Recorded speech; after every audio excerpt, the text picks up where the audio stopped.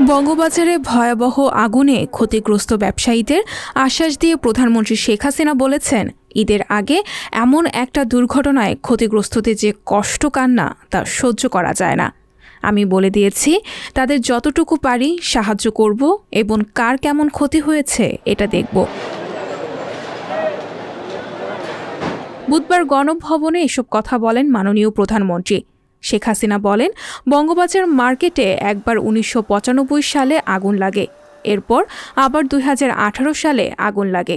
তারপর আমরা এখানে সুপরিকল্পিত মার্কেট করার প্রকল্প গ্রহণ করি। তখন বেশ কিছু লোক বাধা দেয়, শুধু বাধা নয়, একটা রিটও করে। পরে হাইকোর্ট এটাকে স্থগিত করে দেন। সেই সময় যদি এটা স্থগিত না করা হতো তাহলে আমরা এখানে একটা ভালো মার্কেট তৈরি করে দিতে পারতাম। এতে করে এই ধরনের ভয়াবহ দুর্ঘটনা ঘটত না। সঞ্জিতা শম্পা, সংবাদ প্রকাশ। সংবাদ, ফিচার ও অনুষ্ঠানের জন্য ভিজিট করুন সংবাদ প্রকাশের ওয়েবসাইট এবং যুক্ত থাকুন ফেসবুক পেজ ও ইউটিউব চ্যানেলের সঙ্গে।